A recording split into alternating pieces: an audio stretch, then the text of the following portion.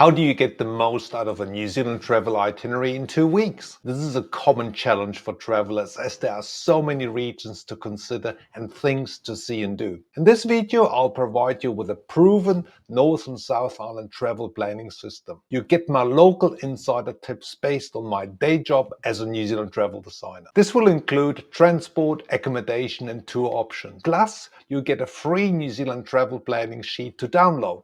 My name is Michael, let's get started. When you are planning a New Zealand itinerary, always start by selecting your dates and locations first. It's like building a house. Once you set the structure, everything else will fall into place. In this 14-day North and South Island sample itinerary, the assumption is that you will arrive in Auckland and travel with a rental car. Also, we assume that you have a general interest in nature experiences, hikes, walk, outdoor tours, culture and good food. Many itinerary details will be listed in the description box below, such as maps, hotels, tour and transportation links. For additional questions, please use the comments box below and I will endeavor to answer them for you. Now let's get into the nitty-gritty. This is going to be more interesting for you, so keep watching. So with 14 days at your disposal, I recommend spending 1/3 of your time in the North Island, so 3 to 4 days, and 2/3 of your time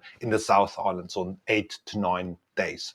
As much as possible, try to spend 2 nights at each location. That way you have a full day to explore and give yourself a break from driving. So given the short time you have, I would suggest to include a domestic flight between the North and the South Island. This will really free up your time. Plus, if you pre-book your domestic flights ahead of time, you'll save a lot of money. Domestic flights are commonly used in New Zealand. For the key routes, jets are used. For other airport destinations, regional airports, turboprop aircrafts are used. Air New Zealand has the best network with the best departure times in New Zealand. I recommend that you buy refundable tickets. They include 2 times 23 kg luggage per person. Most New Zealand airports are small by international standards, so you can literally walk from the airport terminal to your rental car, often only about 100 meters away. If you find this video helpful, please hit the subscribe button below, thumbs up to stay connected for more helpful New Zealand travel videos to come. So let's go into a quick location overview before we go into the details. We have 1 night in Auckland, Rotorua or Taupo 2 nights, Tianau 2 nights, Queenstown, Cromwell or Wanaka 2 nights, Fox or Franz Josef 1 night, Punaikaiki 1 night, the Nelson Tasman regions 2 nights, Kaikoura 2 nights. So optionally you could spend longer in Fox and Franz, Punaikaiki, the Nelson Tasman region, and then exclude Kaikoura. This would mean less driving and more exploring. You would fly back to Auckland either from Christchurch or from Nelson and connect with your international flight directly from Auckland. So let's go through the itinerary in more details. Auckland 1 to 2 nights. Most travelers arrive into New Zealand via Auckland. With long-haul flights from Asia and North America, I don't recommend you immediately get into your rental car and start driving. Plan on spending a night or 2 in Auckland. Use an Uber or taxi service to get into the city. Don't rent a car from the airport, and it is much more hassle with parking. You would drive on the left-hand side, plus you will be tired. You can easily use Auckland as your base to do a full day tour into Waiheke Island, Waitakere Forest or the West Coast beaches. Next, traveling to Rotorua or Taupo. Pick up your rental car in the morning and head southwards. Your national driving license needs to be written in English.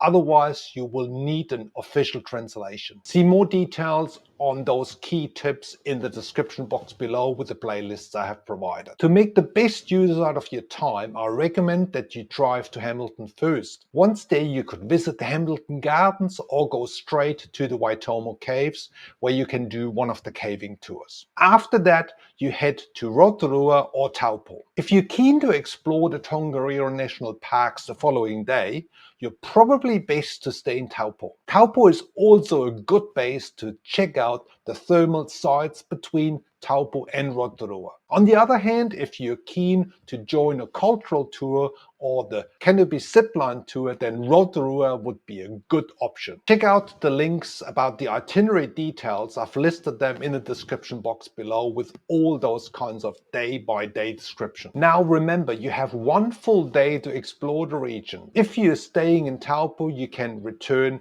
your car to Taupo or Rotorua Airport. This will depend on the best flight connections available. If you're staying in Rotorua, you could drive back to Auckland, return the car and take a direct flight to the South Island. With this option, you will have better rental car rates. In either case, I would recommend you fly. If you choose to drive right down to Wellington and take the ferry, you will face another 6-hour drive plus the ferry ride, which is around about 3 to 4 hours. I understand all this information can be a little bit overwhelming, but we have plenty of details in the description box below. So check this out, plus download my free New Zealand planning sheet. It will help a lot. Okay, let's assume you're driving back to Auckland. From Auckland, you take a domestic flight around midday to Queenstown. This flight takes about 1 hour 55 minutes. From Queenstown, you will pick up another rental car and travel straight to Te Anau, which is next to the Fiordland National Park. This will take a good 2 hours drive. You should arrive around about 5:30, 6 o'clock. Now, this way you'll be ready for a full day's exploration into the Fiordland National Park for the next day. So in Te Anau, you want to stay 2 nights. Head either into Milford Sound or 𝗏𝗏𝗃𝗏 Sound. Do some local hikes such as the Kepler trek. Check out my Fiordland video in the description box below. After Te Anau, head over to Queenstown, Cromwell or Wanaka. 2 nights. Because the drive to Queenstown is only 2 hours, you can actually start exploring in the early afternoon in Queenstown. However, if you want to have a little bit more time in the Te Anau region for hikes and walks, you can also use that time. So the difference between Queenstown, Wanaka and Cromwell: Queenstown is a far busier place, Wanaka is a little bit more laid back, and Cromwell is really centrally located. So activities from Queenstown are really plenty-some. You can do rafting, you can do hiking, you can do cruises on the lake. It's a similar thing to Wanaka, but again, I have the links in the description box below because there's simply so much to see and do. Now, the next day, you're heading over the Haast Pass to Fox Glacier on Franz Josef. From Queenstown, you have to calculate about 5.5 hours.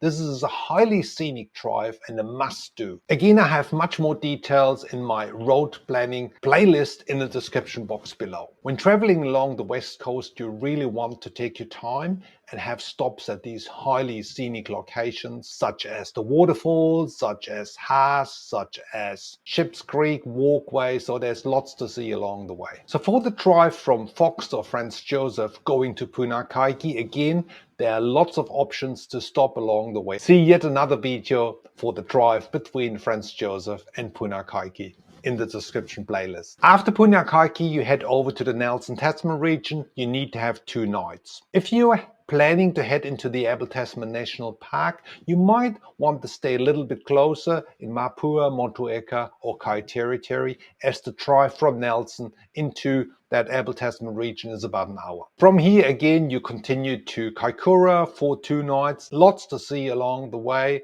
so take your time. You will need a full day. There are the vineyards of the Marlborough region. It's a stunning coastal drive, so I recommend to have 2 nights in Kaikoura. The next day, you want to do the whale watch, or you can do the dolphin swim. Again, heaps to do in that area. One thing you need to keep in mind with all these sea activities, they are subject to sea conditions. So the whale watch boats can't operate if the sea conditions are too rough. Bear that in mind.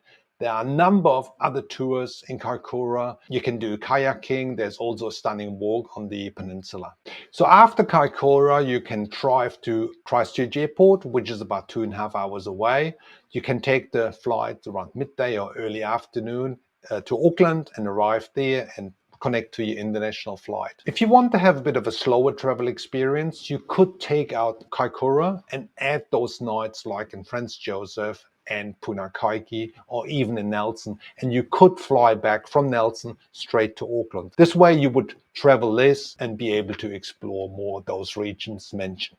Now some general travel tips. When you are traveling in the peak summer season, which is between November and March, early bookings are essentials. We're talking about 6 to 8 months prior to arrival. That way you'll get the best accommodations and also you save money with lower costs on rental cars and airfares. Alternative transport options such as motorhome will actually require a different planning structure. I will do another video on that topic. You can also consider a driver guide for key sections of your itinerary. Once at location, you can use the tour operator for the transportation. They often pick up from the accommodation to go out like to Milford Sound. Weather is changeable in New Zealand, so check out my videos on this topic as well. So this 2 weeks North and South Island itinerary in New Zealand gives you a great head start. Use the itinerary layout with the recommended service links in the description box below. If you make reservations through those affiliation links, we may get a small commission to fund our service, but you don't pay any more. I will create more of these New Zealand sample itinerary videos, so watch out,